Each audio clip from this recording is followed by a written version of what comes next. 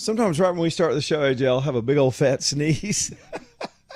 And with these cameras on the studio, I can't escape it anymore. Usually I can just turn my mic off. That time everybody got to see it, I guess. I don't know. How you doing today? You all right on this gorgeous Friday? Never mind. I'm good. I'm sorry. I was like, wait a minute, I forgot my headphones. I had to get it Oh, from you my can't hear bag. me. That's right. You got to put your headphones on. I guess, I don't want to dig too heavily into politics today, but we do have some things to get to, and then we'll see what else comes up today. It's a pretty easy news day, so to speak. That's just when, hold on, I don't have my fancy light on yet, AJ. What's wrong with me and you? We're just not ready for the show today. Man, Boom, there it it's is. Friday, man. Just hit my remote. Now I got the Leland Live light on. Yeah, it's gorgeous outside. I can feel a little of the humidity coming back. Another dry day tomorrow, and then here comes the rain again. About a 50-50 chance on Sunday. And for all of you trying to do, like me, trying to get some outside stuff done, I've got this massive pile of brush. I have to burn a pretty good sized pile of brush about 2-3 times a year, and I'm doing a lot of clearing. And so this thing's probably about 8 feet tall. And man, I thought today's the day. I'm going to be around the homestead all day today and tomorrow, just getting stuff done. I'm going to set it on fire and let it burn for a couple of days. It wouldn't burn. AJ, I thought I dumped diesel fuel on it. I tried every trick I had. Everything's just too wet from all the rain we had before. And here it comes again on Sunday. So just letting you know if y'all were planning on doing anything like that. Still kind of wet out there. Let's see, where do we want to start? There's a new poll out in the Senate race here in Alabama. Of course, the Barry Moore campaign are the folks that put this out first today. Let me pull that right back up. And apparently they've got Barry Moore up 9 points in this poll. Of course, his campaign, I like the headline they put on it. It said, Barry Moore maintains huge lead in first high-quality runoff poll. You know, it's always high quality if you're the leader, but this does look reputable, I suppose. We just had polling last week that had Hudson in the lead. And I'm waiting to see something independent that's completely independent of the campaigns. But for the record, it had the score at 47-32, Barry Moore versus Jared Hudson in that poll. And let me see, who did this poll? I thought I had that memorized. They don't say. Yeah, they got to say in here, right? There's no way they put a press release out and didn't say who did the poll. I'm looking at it, AJ. I'm reading. I'm trying to multitask right now. Yeah, they don't even cite the damn poll source on this thing. They just call it a high-quality poll. I'm going to start a polling firm, and I'm going to name it High-Quality Polling. According to the high-quality poll. We'll get to the bottom of that in a little bit. I just saw that in my email box just a little bit ago. On the national front, speaking of the Senate, these jackasses. So they did a voter what do they call it? A votathon last night till like 5 a.m. to try to get this Border Patrol ICE funding bill passed. They passed it through reconciliation. That's the process that blocks the Democrats from filibustering. Well, it doesn't block them. They're just not allowed to under those rules. And then this Senate parliamentarian that has no business in the job. It's a very partisan woman, created sort of a rule. They're like the rule keeper of the Senate. They're sort of the referee, can give them guidance on Senate rules when you're trying to do a procedural thing. And after they had passed it, decided it didn't meet reconciliation, so they had to do it again. So they did it again last night, and as part of that, follow me here because it gets a little deep in the weeds, they decided to try to attach the SAVE Act to the reconciliation bill so that we would be tucked into the ICE funding. A pretty good tactic, I suppose. So it goes onto the floor, and of course it got voted down. I think it was 50-48. Technically what that means is it could get 50 votes, but 4 Republicans voted against it. There have been procedural votes where you get Susan Collins and you could make a case that if you had a real floor vote, you could tie. But it was the same old usual suspects. Collins, Murkowski, this Tom Tillis who's on his way out, and the Turtle who's on his way out, backstabbing the whole country and not getting the SAVE Act attached. It would have been an easy way for them to let us have voter security. Simple requirements like an ID, and you have to be a citizen to vote in these federal elections. And this is while we are sitting back and watching the Democrats absolutely bald-faced steal their own state. They're stuffing the ballot boxes and stealing the vote in both L.A. and for the governor's race. And it's pretty obvious what they're doing. It's just ridiculous. Today I saw a picture of one of the assistant U.S. attorneys out in California at a voter. They've got these big voting sort of clearance centers where all the votes come in and they do some of the work. And, I guess it was a photo op to show that the Trump administration is paying attention and this thing's under investigation. You can't, let me try to describe it. If you had a coroner to show up and they're looking at a dead body and the body was poisoned, right? It's suspected poisoning. You couldn't just walk in there and stand in the room and look at the body and look at the crime scene and go and identify the poison. It's in there. It's been administered. And that's what's happening now. The rigged system is already in motion. The fraudulent registrations, the people that don't exist, the phony voters. And then some people try to make the case. They'll say, well, Republicans do better with in-person voting and Democrats do better with early voting. So let's break that down. Why would that be? Because in-person voting requires a person. If you're going to show up, you got to be a human being. If you're going to show up and stand there with your ID, you're a legitimate voter. So we know that vote's legit because all those people actually showed up. This other stuff that's not in person, we don't know if these people even exist. If these ballots are real, and there's evidence of that all over the place. Look, it's California. It's their governor and it's their city.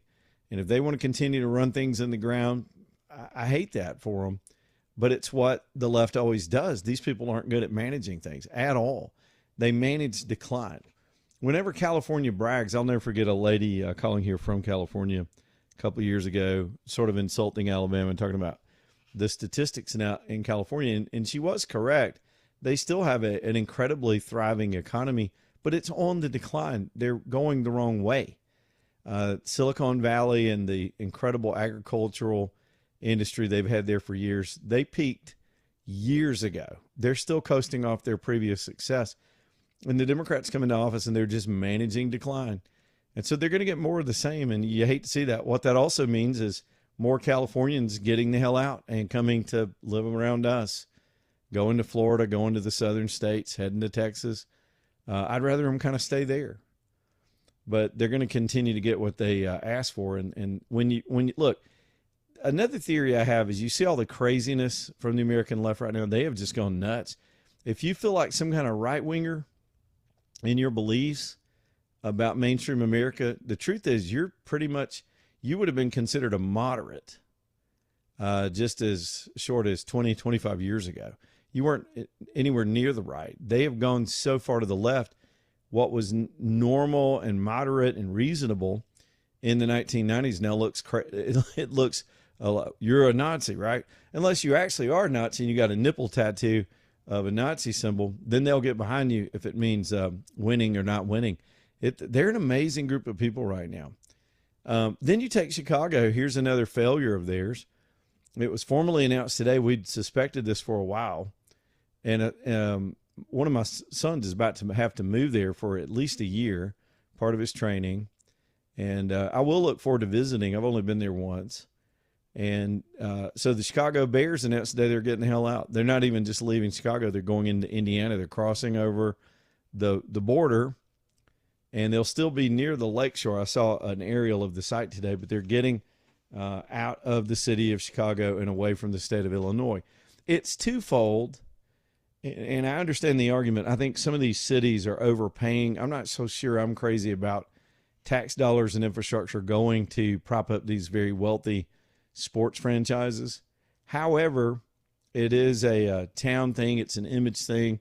There's an argument that all that stuff is infrastructure. And I think it's both. I think Indiana put a better deal on the table. They have a better site, but Chicago kind of ran them off. It's all the myriad of problems. It's the burdensome government. I heard a guy talking about it today that was in on the negotiations.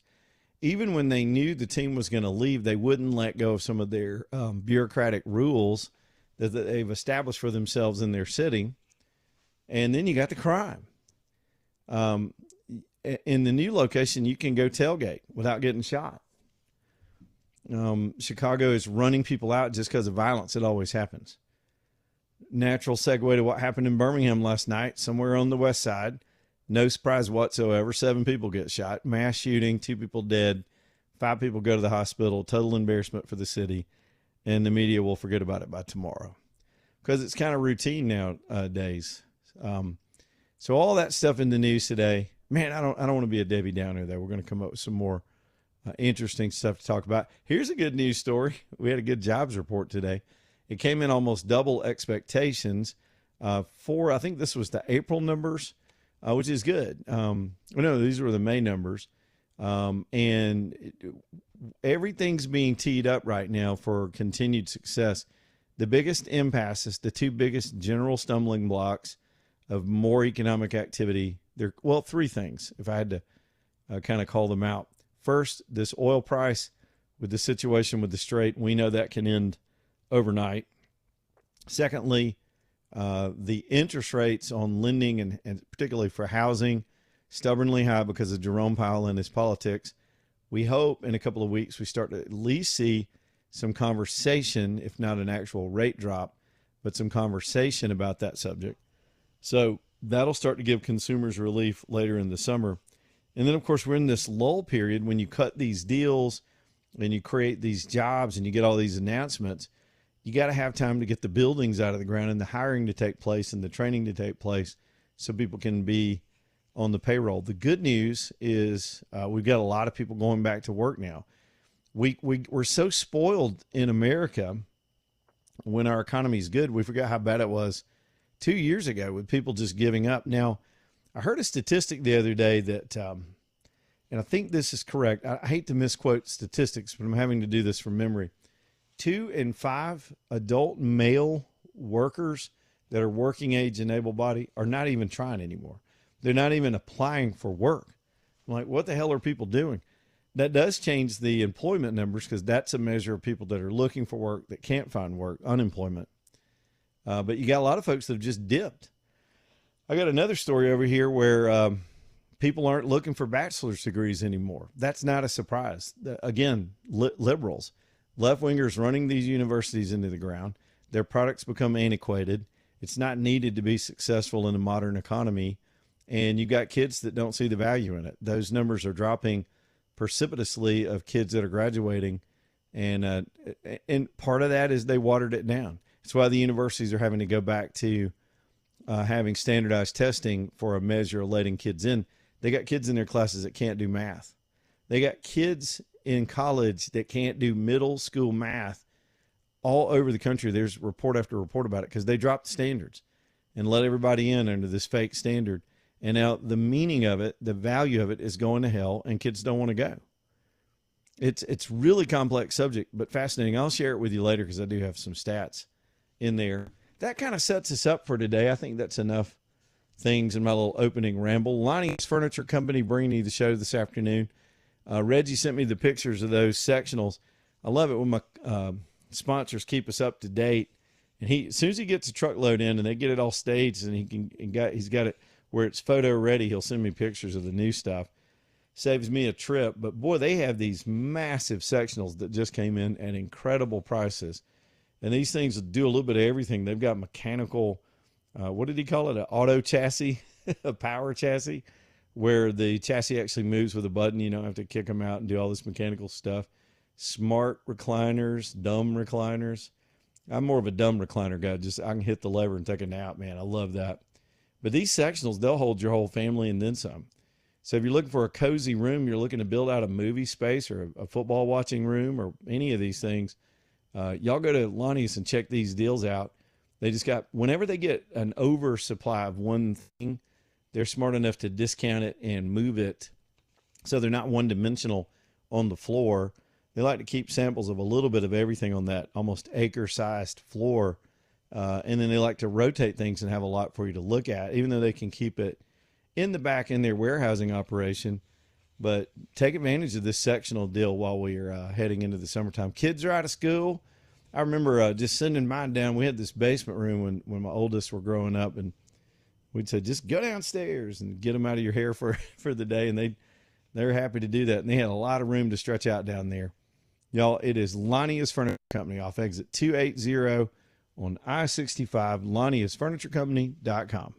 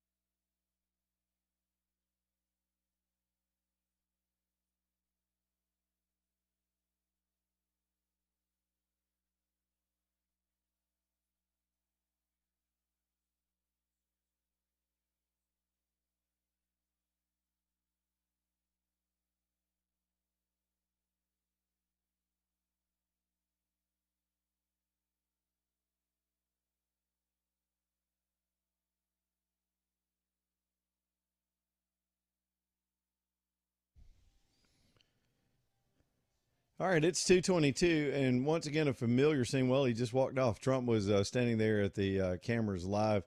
He has just landed in Chippewa Falls, Wisconsin, and is about to speak to looks like a farm crowd in Wisconsin. Trump's still on the campaign trail, and so we may carry a little bit of that this afternoon. We probably will not give the whole show over to a stem winder red meat speech, but sometimes, especially on a Friday when things are kind of slow, we'll get into that. So, AJ, I don't even know when that thing's supposed to start, but he's just now landing. And there was a wide shot just a second ago of all these people in the room with a farm style backdrop and everybody waiting on the president to come speak. The other trial that's becoming sensational, it started a couple of days ago out in Frisco, Texas, is this trial of this Carmelo Metcalf. Now, I have not talked about this case for a lot of reasons. One, it's incendiary for the wrong reasons. There's no evidence of race being involved in this case. It was just a black kid and a white kid gets together. The black kid killed the white kid. It's not that simple. But because race is a factor in the identities of both the dead person and the person on trial, suddenly it's all in the streets around the courthouse. And that's a national embarrassment. You have an absolute tribal mob outside of that courthouse that do not care about the facts in this case. And the case is starting to play out in the courtroom. And this is what I would caution people that are keeping up with it online. Online is even worse about sensationalizing things like testimony. The testimony in the case, the prosecution has just started their putting on their case and bringing their witnesses. So naturally, all day long I'm seeing this stuff that looks bad for Carmelo Anthony because there's no doubt that he killed Austin Metcalf. He killed him. He brought a knife to a school event and trespassed into an area where he shouldn't be, argued with everybody, and after a confrontation with this Metcalf, stabbed him in the chest. Kid died on the spot. It's an outrage. But yet he's making a self-defense claim, and you can do that under certain circumstances. The problem is when you are already in the commission of a felony in the state of Texas and you commit murder, a lot of your self-defense claims go away. Some of the protections for your state of mind, and you can, in a lot of courtrooms, you can use deadly force if you feel like your life is in jeopardy. And that's really what's on trial here. It's not whether or not he did it. There's no mystery there. He admitted it the second the cop showed up. So was it self-defense? And his attorneys are going to have a chance to present that, and we're going to have to let the jury decide this. I don't want to be part of the mob that's already tried the case in their minds, because it'd be easy for me to just go, oh, hell, of course he's guilty. He killed the kid who brings a knife to school. But we got to let the trial play out. Having covered hours and hours, I tried to add it up one day. I literally went doing listed cases I could remember where I had to cover murder trials for a week or two and sit there in the courtroom, listen to all the sides. I mean, it's in the hundreds of hours of just sitting there on those hard benches, listening to the prosecutors, listening to the defense. It's human nature to make your own mind up. We do that in a lot of cases. What I will tell you is you cannot tell what a jury's going to do. You just can't. And we've got a racial component in this case in terms of the jury composition. There's no blacks on the jury. When you talk to the people that struck the jury, both sides get a chance to strike the jury. When they got to the voir dire question, which is just the process of looking for bias, every black person in the jury pool would admit that they could not fairly decide the case, that they would not send a young black kid to jail, and that weaned them off the case. That's why you wind up with this all white jury. And I would dare tell you, just because it's an all white jury doesn't mean they're not going to be they're going to be unfair to this Anthony kid, because there are a lot of white liberals that think that way too. And we don't know the composition of the jury. You don't know their political beliefs. You don't know their values. You don't know their comprehension, the ability to study the law. Sometimes it comes down to a strong foreman. If you got a strong jury foreman on a case, it's amazing how it can swing the direction of the decision. If I'm the defense, it's such a cut and dry case. If I'm the defense, all I'm trying to do is get it hung up and get it sort of perhaps even retried or get a hung jury, because that's actually a win in a case like this where there's so much evidence. And so in saying all that, because I've been hit all day long with people going, are you going to talk about this today? Because what's happening, you got to see straight through what's happening. People are online, and if you click on a story about the case, it's going to reinforce. I did an experiment today on this case.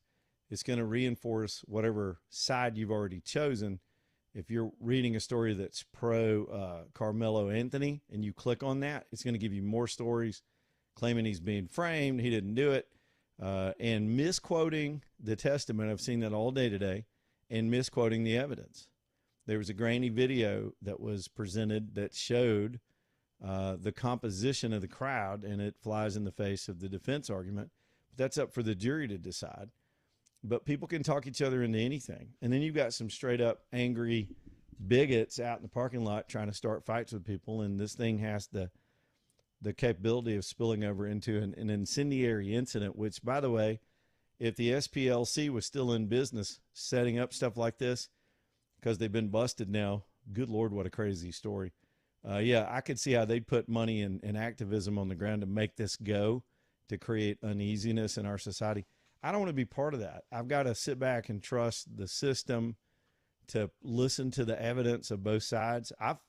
Because, again, I would completely be biased in the case. I think the kid needs to go to prison or be executed. But that's not my decision. I'm not sitting there listening to the evidence. I am ignorant of all of the details. The jury is, and I hope we can get back to a point in this country where we trust that, because we're already dubious of our elections, and we bastardize and turn an angry mob into the actual jury. We've done it before. We've got cops in prison right now that they're only in prison because of an angry mob. That's not America. That's not our system. And the whole damn country comes apart if we can't let that thing play out. Back here in just a minute.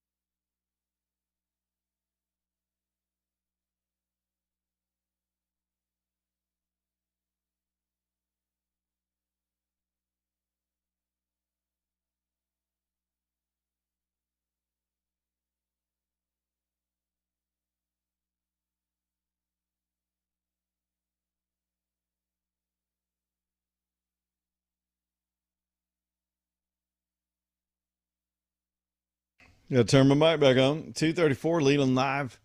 Talking to NM5. Y'all get on back in here. Allen and Company next up here on the show. Longtime sponsor here on the show. Good friends of ours nowadays. We're customers.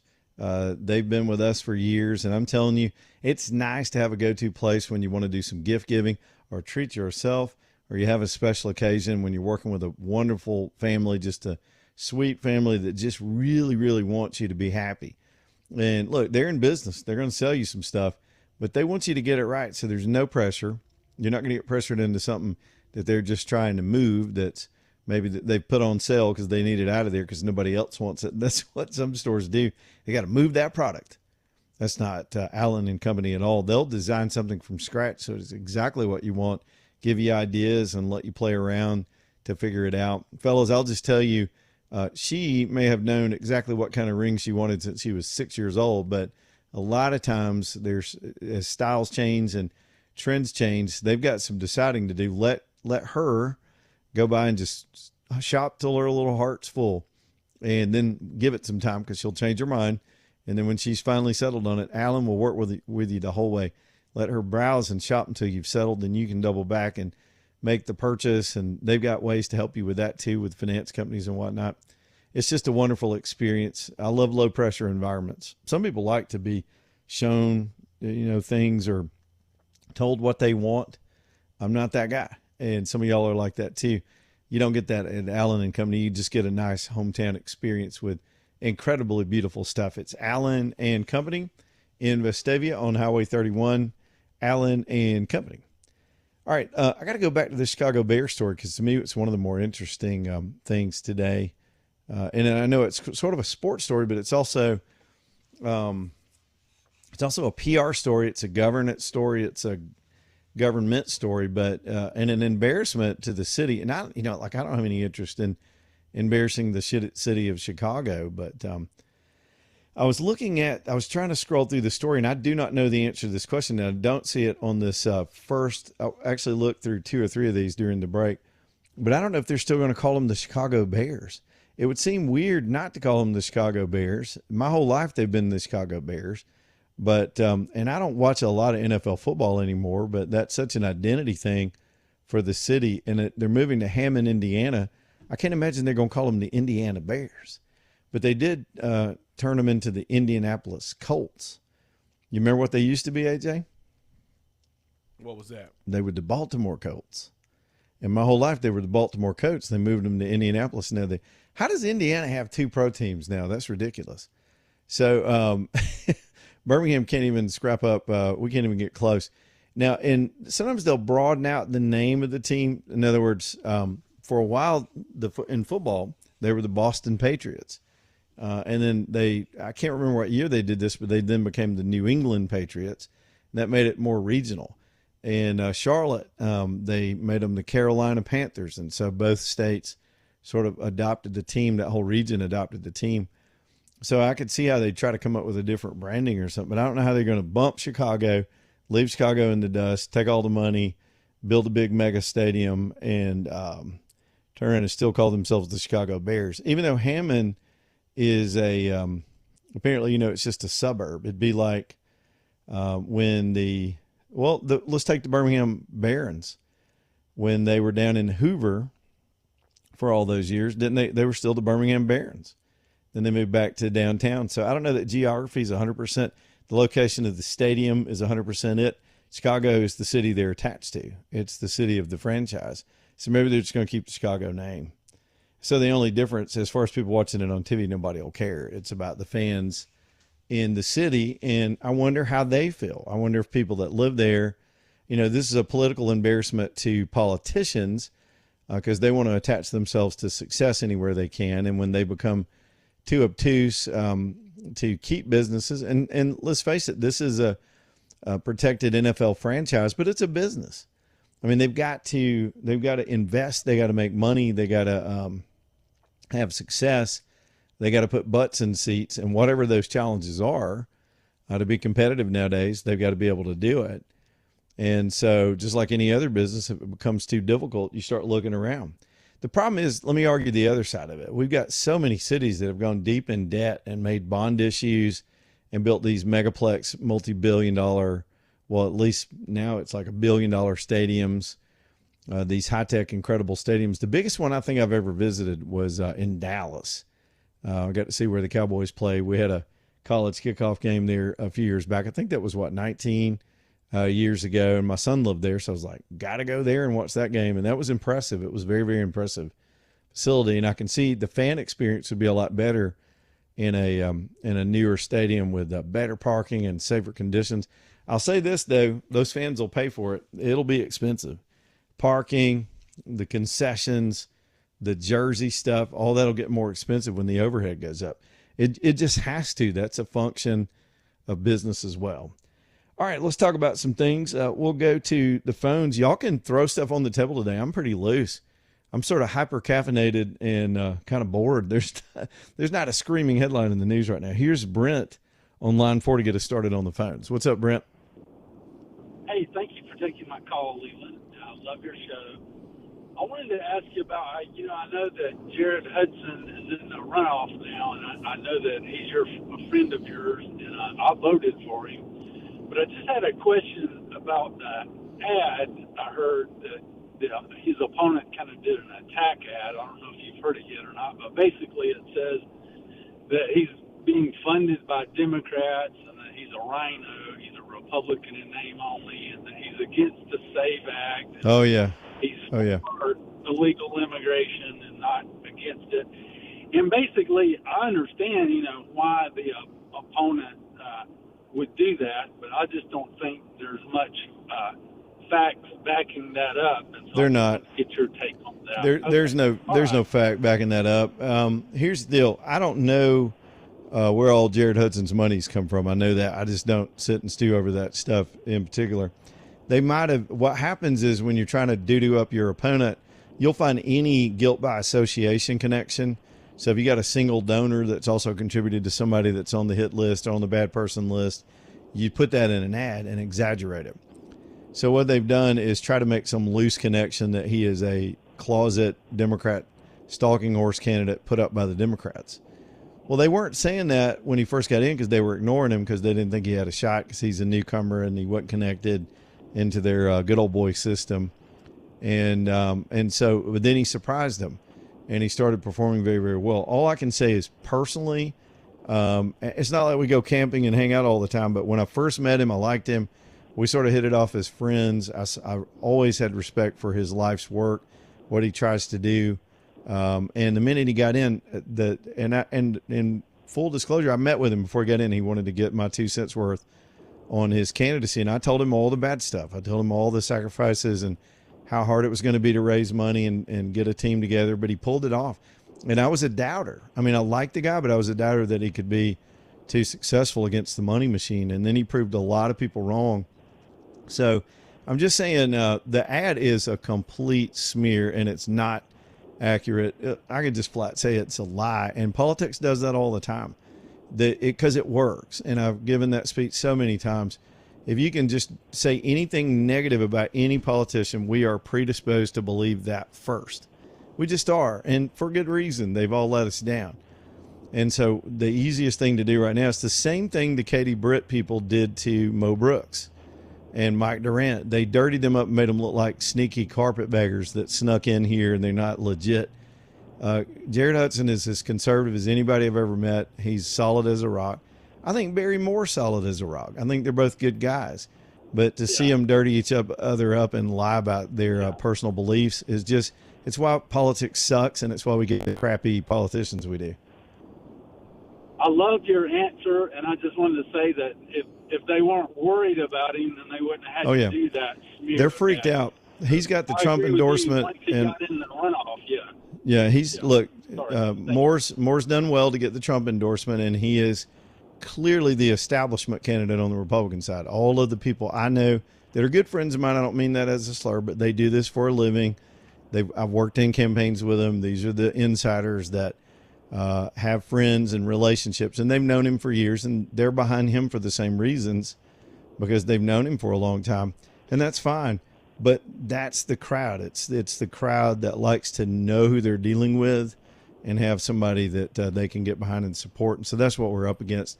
a newcomer who's running a guerrilla campaign, and a guy who's plugged in who's been in Congress for a while. So we get to go decide in less than 2 weeks. Love your answer. Thanks for taking my call. Thanks, Brent. That's as complete as I can be. It's disgusting. Now, sometimes there's a bad guy in the race. Let's take this Plattner guy in Maine. Good God. I don't know if I've ever seen a worse human being run for office. I mean that. I'm including Hillary Clinton in that list. He is a terrible person. You wouldn't want this guy working. None of y'all, if you had a business, would hire him to do anything. AJ, I don't even think we'd hire him in radio. That's how low it is. That's how terrible this guy is. He couldn't even get a job in our business. But, and so sometimes there is a dirt bag that needs to be smoked out. And this guy's getting smoked out. The Democrats going to stand with him anyway. They stick with their boy. Doesn't matter what they do. They don't care. It's all about power and head counts to them, and they want control of the Senate. And right now he's their only shot. So they're going to turn a blind eye because fundamentally they don't believe it. I heard a guy today trying to reason it out. And he said, remember when they went after Kavanaugh and their theme was believe the women, that we should believe all women because all these women are coming out on this dude. They didn't really believe that either. They were just saying that for their advantage in the moment because it was effective in the moment. Use that against you. Beat the hell out of your opponent with everything you have. And then when you're losing, you whine and you're a victim. That's their whole mentality. All right, let's go to, is this Tink, AJ, on line one? Tink, what's up, Tink? No, it's Dink, D-I-N-K. Dink. That makes more sense. I've known some Dinks in my time. What's up, Dink? Yeah. I was just calling about the Chicago Bear thing. Yeah. I grew up in Hammond, Indiana. That's where I was born and raised. So what do you think about all this? I like the idea of it, and they're going to save a lot of money actually going to Indiana. My best friend still lives there. I go and see him about every 8-10 months. He said from what he's heard, they're going to keep it to Chicago Bears. Well, and I don't know if that's true, but when I was noodling through it just now, just out loud, I just had that thought as we were coming back from the break. It was like, are they going to rebrand the team? And I guess they wouldn't because that's what they're known as, and they're still in the region. I guess technically the stadium's not inside the city limits, but it's the city of Chicago that supports the team, so it makes sense they would keep it like that. Yeah, that's what I was thinking, too. It's only about 15, 20 miles from where Soldier Field is. Yeah, it's just down the road. 30 miles. Yeah, it ain't far at all. And that's why I made the Hoover connection to Birmingham. I mean, it was still a Birmingham team, even though for years it was in Hoover, and that's just down the road from the city. So it's that kind of dynamic. It's the suburbs versus downtown. Exactly. And me personally, I would be disappointed if they named it something else. They should be the Chicago Bears. I think you're right. Tradition, we got to keep some traditions around here. But you remember teams have, I think it was the Houston Oilers. They're now the Tennessee Titans. When they moved, they changed everything. But it's the same licensed franchise. And who was the team that moved in the middle of the night years ago? Was that Oakland or L.A.? Somebody just got up and literally backed up the trucks in the dark. I think it was Oakland. I think it was Oakland. And they just, it shocked the town. And they literally moved their stuff overnight in the dark and announced it the next day, which was, that was epic back then. You didn't have these big mega deals, and I can't even remember the dynamics of why they did it, but it's fascinating though. Yeah, they probably ought to stick with Chicago Bears. That's what I believe. I love you all show. Thank you, Dink. There's Dink tonight. We're not a sports show, but it's more of an economics discussion, and it's an image discussion. AJ, did you say something, or is that Dink's call there? Heard something in my ear. I dropped him. Chicago Bears moving to Indiana. So if you're not from Chicago, and Dink would understand it because he's right there. I'm looking at this headline. That, for example, this was Channel 6, WBRC just posted a headline. I'm not saying they're trying to mislead, but that headline's misleading if you don't know Chicago. Chicago Bears moving to Indiana. It sounds like they're moving, 100 miles away to another state. It's the same metro area. But there, you cross a border though, and what that does is now Hammond and the state of Indiana will be the beneficiaries of the tax revenue and the commerce that surrounds these mega franchises. How many pro games do they play at home every year? It's probably at least 8. Am I wrong? I mean, don't the pros play like 15 or 16 regular season games? It's been a while since I kept up with that stuff. I know that at Auburn and Alabama, which still surprises me that they give up any home games to go play these neutral territory games, and that's become a trend. They get big payoffs for the school. I remember last year Auburn did that, and it really pissed off the merchants because they count on those 7 or 8 home games every year for business. A big portion. I used to know a lot of people in retail down there, and a huge portion of their business year is when the fan base comes to town, especially in a little town the size of Auburn. Now it's grown and grown, and they've got a regular community there that's is self-sustaining. But back in those days, if you had one of the bookstores downtown or one of the restaurants, a lot of your business year was those handful of home games. But then the schools started taking these away games that are supposed to be neutral site games, like the game in Atlanta, the Chick-fil-A Bowl or whatever they call it, in the kickoffs. And it just takes that revenue away from the local merchants. The schools get a payout from the leagues for doing it, and that's good for them. I guess they have an offset instead of ticket sales, but it kind of screws over the communities. And so all that revenue goes with that team to another place. Now, Atlanta has done this repeatedly, moving the Braves really out of downtown. I think they've moved the Braves 3 times in my lifetime. I grew up going to the old Fulton County Stadium that looked like a big giant dungeon. I mean, I love that stadium, and I'll never forget when they imploded it. They built them a new stadium they called the TED for a while for the Olympics, and then of course they moved to Cobb County. And I haven't been to a game since. I never even saw the games in the other stadiums, but. Anyway, somehow we're talking about sportsy stuff. FloorTech concrete coatings. Let's talk about something I've learned a lot about and I didn't know Dink about, to use Dink's name, until recently when I went to meet with Kevin because they wanted to come on the show. And, man, I just love first impressions. I don't always stick with them because sometimes people will change your mind, but the minute I met Kevin in the parking lot to talk about this business, I mean, he was just so fired up about what they'd discovered and what they'd come up with, because I think he sees all the potential and how successful this is going to be. To try to put it as simply as possible, they went back to the basic formula of their product, and the product is a concrete coating. You know, us amateurs would call it a paint, but it's a coating material that you put onto your concrete surfaces, mostly in garages, that get so filthy over time with cars coming and going, with the tire marks and the things that drip out of cars and kids spilling stuff on the ground and you spilling stuff on the ground, and garages get really nasty. And this beautifies it and protects it at the same time. You can set any color you want. They get the paint chips. Now, you've seen that before. We've all seen it before. I did one of these projects 20-something years ago in one of my garages. Painted the floor, moved everything out, burned all the fibers off the concrete with this little blowtorch, swept it, made it as clean as possible, worked real hard on the project, had to let it dry for days and days. We couldn't use the garage, had to walk around it. Man, it wasn't but just a few months later, it turned. Wherever the sunlight was coming in the windows, it faded the color. And then over time, it started peeling loose. And it wasn't anything I did. I thought perhaps I skipped a step or something. It was just inferior products. Almost all the products in that industry are just substandard. And Kevin and FloorTech figured that out. They went and just created a new product and they took all the impurities out, the solvents and things that the industry likes to add to stretch out the coating. It sort of stretches out their profitability to thin it out. That's what makes it suck. Is that a technical term? So FloorTech doesn't do that. They've got the real deal stuff. It's the thick stuff that they warranty for life. When they come put it down, it's beautiful and it's going to stay there. And you can even transfer that warranty to a buyer if you ever sell your house. I like a product like that where they stand behind it that way. Let them show off for you. They'll come to you and demonstrate why their product is different. And you get to absolutely custom design the way you want it to look. They'll come and put it down. You're back on it in less than a day.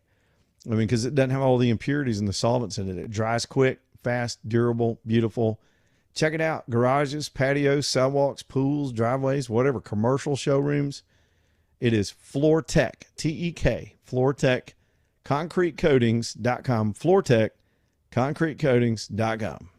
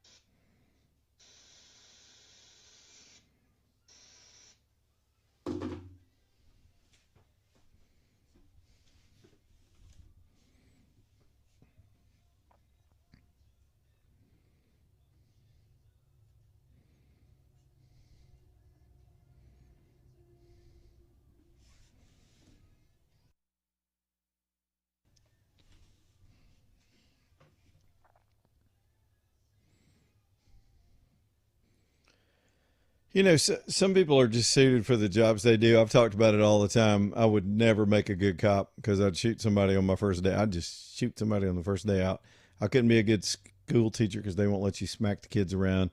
I'd also be a terrible stockbroker. I'd be a terrible financial advisor because I'm looking at the market this week, and sometimes it makes sense to me. I can always connect it to a headline and what's moving.